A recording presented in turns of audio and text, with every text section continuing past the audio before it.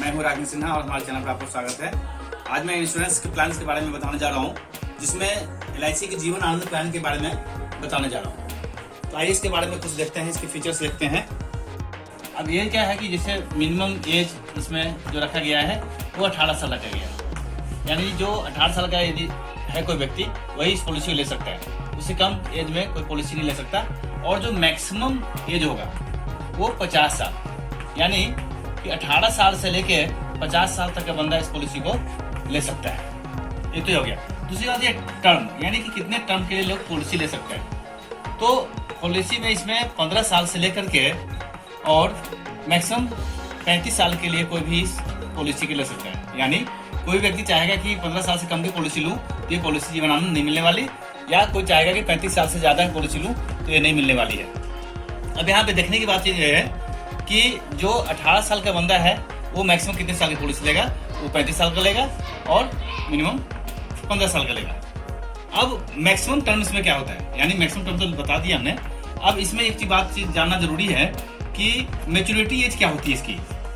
Maturity as यानी maturity as का मतलब जो पॉलिसी की मैच्योरिटी एज मैक्सिमम कितनी होती है, तो ये होता है 75 ईयर्स। यानी कोई भी व्यक्ति यदि 75 साल का हो जाता है तो मैक्सिमम इतने साल तक की पॉलिसी ले पाएगा।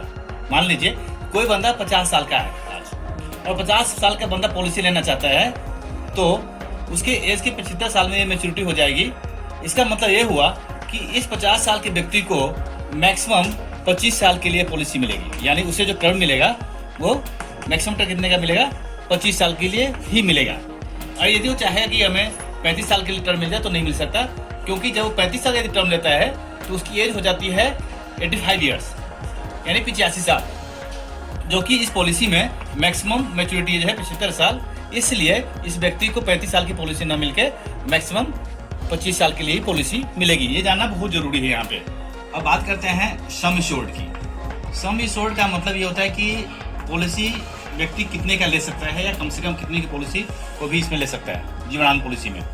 तो जो मिनिमम सम एश्योर्ड है वो कम से कम 1 लाख रुपए की है, यानी कोई भी जो पॉलिसी लेगा तो कम से कम 1 लाख की पॉलिसी जीवन आनंद पॉलिसी में लेनी होगी। लेकिन जो मैक्सिमम है, मैक्सिमम के बारे में बताया गया कि नो लिमिट।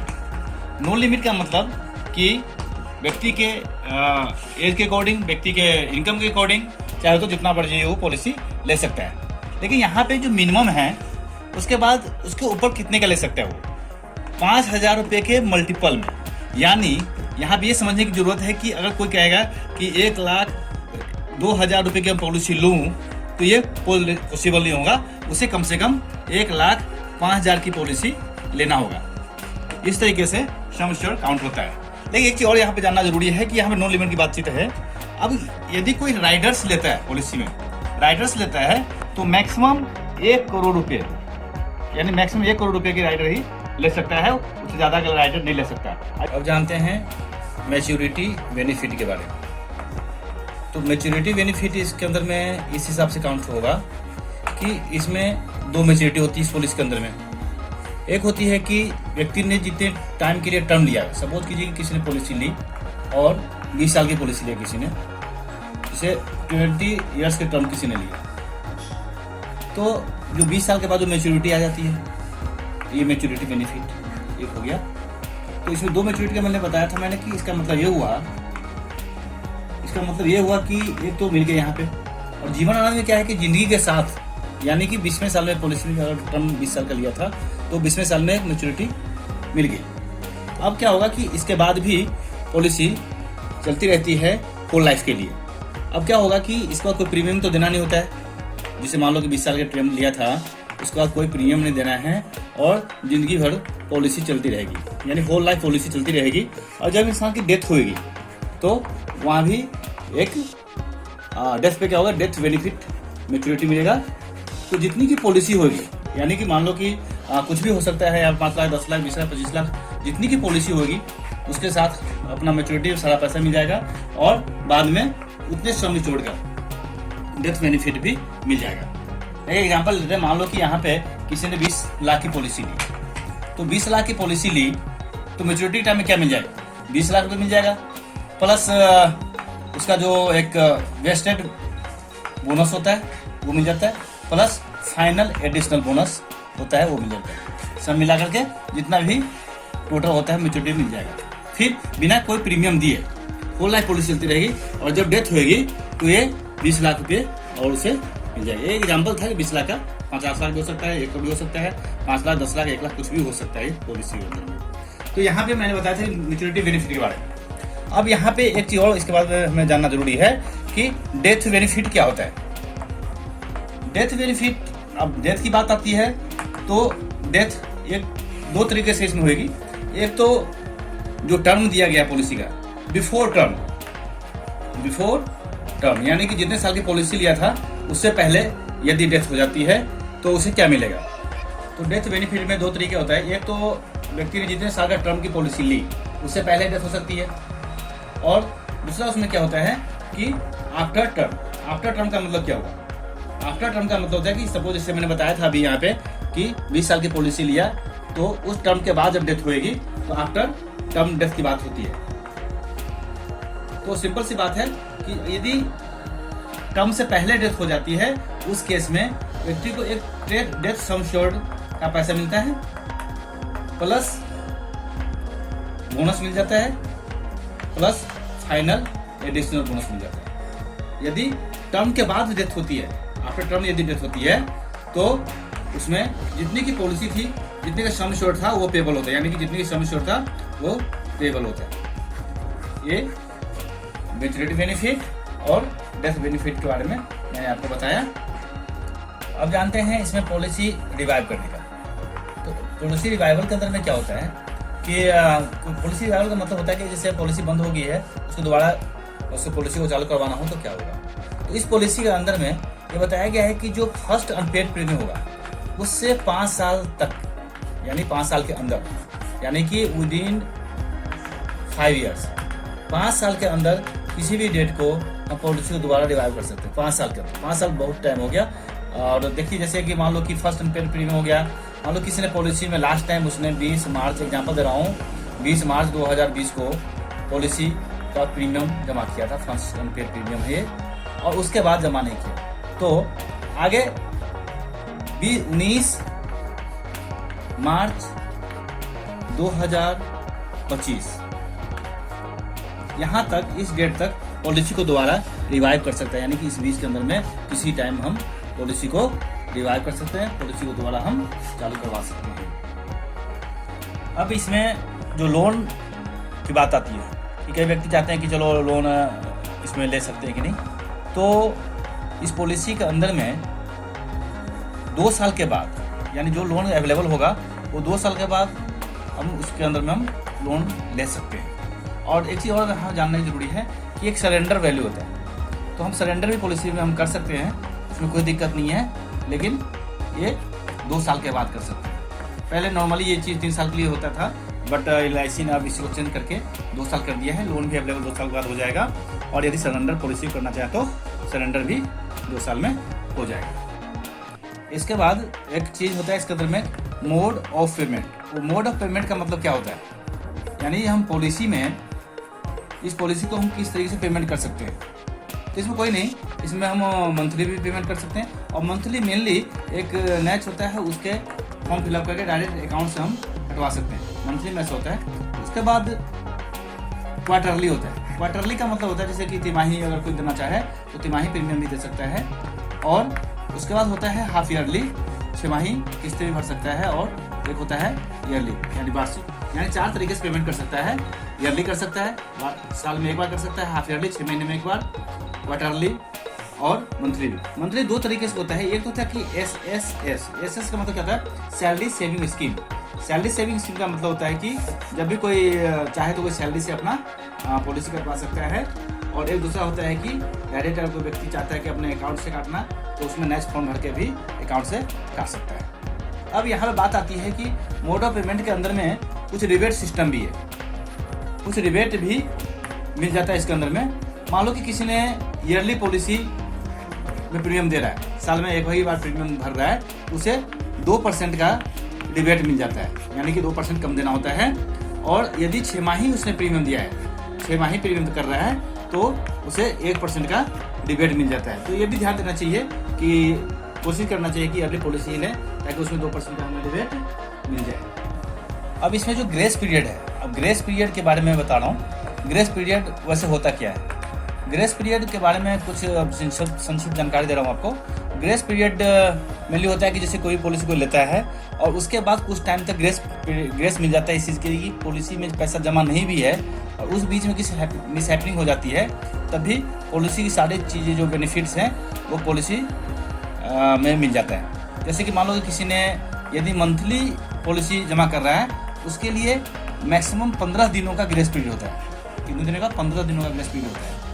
उसके अलावा जो भी मोड होता है, चाहे वो तिमाही का हो या 6 माही हो या साल का, इसमें जो ग्रेस पीरियड होता है वो 30 डेज का होता है, 30 दिनों का होता है। तो कोशिश करना चाहिए कि क्वार्टरली, हाफ ईयरली लेना चाहिए और उसमें 30 दिन का ग्रेस पीरियड मिल जाता है, जो कि बहुत अच्छी बात है। वैसे पॉलिसी में ग्रेस पीरियड का कोई इंतजार नहीं करना चाहिए, समय पे ही पेमेंट करना चाहिए। अब इनकम टैक्स के लिए जो कुछ बात कर लूँ कि इनकम टैक्स की क्या बेनिफिट होती है इसके अंदर में। तो जितने भी प्रीमियम पेमेंट होता है, यानी जितना भी हम प्रीमियम पेमेंट करते हैं इसके अंदर में, तो प्रीमियम जितने पेमेंट करते हैं टोटल रिबेट मिल जाता है जो इनकम टैक्स के सेक्शन 80C के तहत में टोटली बेनिफिट मिल जाता है प्रीमियम पेमेंट करने पे। और दूसरा होता है जब पॉलिसी मैच्योरिटी आती है। जब मैच्योरिटी आती है यानी कि एक मैच्योरिटी होती है या डेथ क्लेम होती है, ये 100% यानी कि क्या होता है, टैक्सेबल नहीं होता, ये नॉन टैक्सेबल होता है। जो भी अमाउंट आता है नॉन टैक्सेबल होता है और ये under section income tax under section 10D के अंदर में कम्प्लीटली नॉन टैक्सेबल होता है। यानी जितने भी अमाउंट चाहे लाखों करोड़ों जितने रुपये आ जाए उसकी मैच्योरिटी उसमें बिल्कुल ही टैक्स फ्री होता है, राइट। अभी जानते हैं कि इस पॉलिसी को कौन ले सकता है, कौन ले सकता है।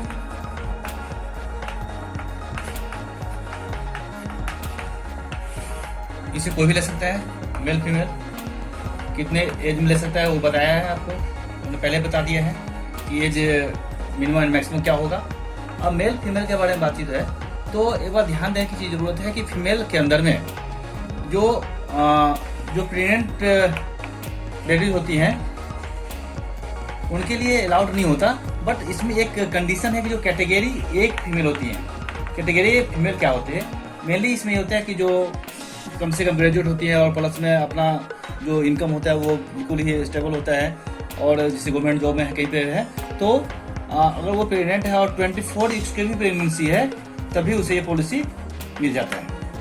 उसके बाद एक जो मेजर स्टूडेंट्स होते हैं, मेजर स्टूडेंट्स क्या होता है, जैसे जो बच्चे हैं और 18 साल से ऊपर है तो उसके गार्जियन यदि पॉलिसी लेना चाहें तो मेजर स्टूडेंट के लिए पॉलिसी ले सकते हैं। लेकिन इसके लिए जो स्टैंडर्ड एज प्रूफ की जरूरत होती है। स्टैंडर्ड एज प्रूफ क्या होता है, जैसे कोई जन्मपत्री हो गया या फिर स्कूल सर्टिफिकेट हो गया, पासपोर्ट हो गया, चलो स्टैंडर्ड एज प्रूफ होता है वो जरूरी होता है। और उसके पास नहीं है तो ये पॉलिसी उसे नहीं मिलेगी। उसके बाद इसके अंदर में जो NRI होते हैं, NRI उसके कुछ कंडीशन के साथ में पॉलिसी उनको ही मिल जाता है। जो NRI होते हैं वो भी इस पॉलिसी को ले सकते हैं। कुछ कंडीशन होता है उसके अंदर में और अलग NRI को अलग तरीके से परिभाषित किया जाता है और वो अंडरराइटिंग के अंदर में आता है सारा, तो NRI भी इस पॉलिसी को ले सकते हैं। तो एक लास्ट है इसमें एक कीमैन इंश्योरेंस होता है, राइट। तो कीमैन इंश्योरेंस इसके अंदर में अलाउड नहीं है, कीमैन इंश्योरेंस अलाउड नहीं है। उसके बाद एक और होता है इसके अंदर में पार्टनरशिप फर्म के लिए होता है, ये भी इसके अंदर में जीवन आनंद पॉलिसी में अलाउड नहीं है।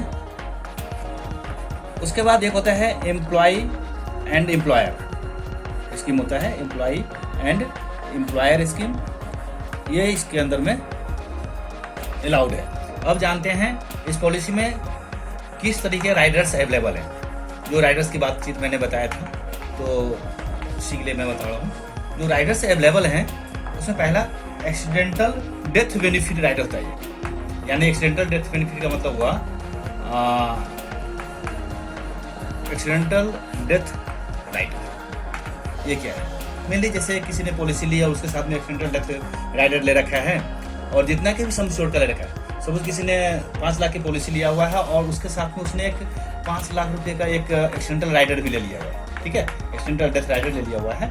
तो जब डेथ होगी बंदे को, किसी इंसान की जब डेथ होगी, तो उस केस में क्या होगा, उसका जो पॉलिसी जितनी की होगी उस सम शोर के अकॉर्डिंग तो पैसे मिलेंगे, साथ में एडिशनल ये 5 लाख रुपये मिल जाएगा। यानी एग्जाम्पल 5 लाख है, वो 10 लाख का ले सकता है, इसमें जो मैक्सिमम 1 करोड़ तक बंदा ले सकता है इस पॉलिसी में। और दूसरा है accidental disability benefit rider, accidental disability benefit rider.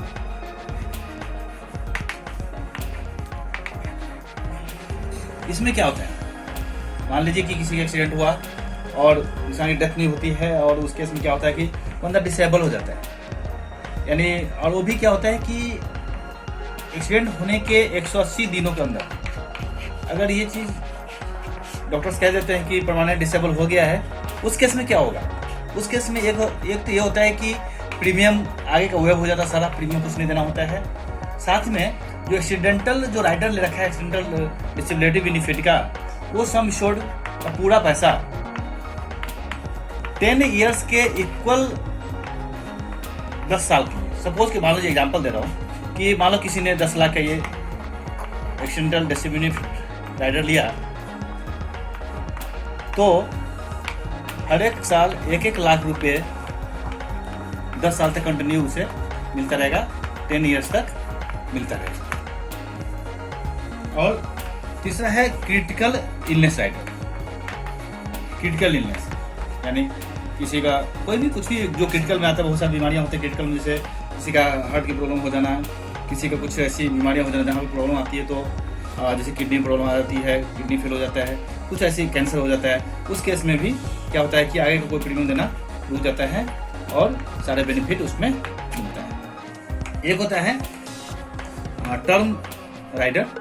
Term rider का मतलब होता है कि कुछ खास टर्म के लिए व्यक्ति ने अपने पर कुछ टर्म का ले लिया अपना, जैसे कि एडिशनल 10 लाख का ले लिया, 50 लाख का लिया, मर्जी जितने मर्जी का ले सकते हैं। उसमें अगर उस टर्म के अंदर में डेथ हो जाती है तो पॉलिसी में जो मेन जो बेसिक प्लान है उसके अकॉर्डिंग जो पैसे मिलने हैं, साथ में उसे टर्म राइडर्स को भी पैसे मिल जाते हैं। ये है राइडर्स अवेलेबल है इस पॉलिसी के अंदर। तो दोस्तों आपने देखा ये जीवन आनंद पॉलिसी के बारे में सारा डिटेल मैंने मैक्सिमम कवर करने की कोशिश किया है, और कुछ छूट भी गया हो तो इसे आप अपने कमेंट बॉक्स में पूछ सकते हैं मुझसे, और मैं इसका जवाब दूंगा आपको। वीडियो देखने के लिए धन्यवाद। हमारे चैनल को सब्सक्राइब कीजिए, लाइक कीजिए, शेयर कीजिए, और अपने दोस्तों को जरूर शेयर कीजिए ताकि उस प्लान को जान सकें, समझ सकें और आगे इस पॉलिसी ले सकें।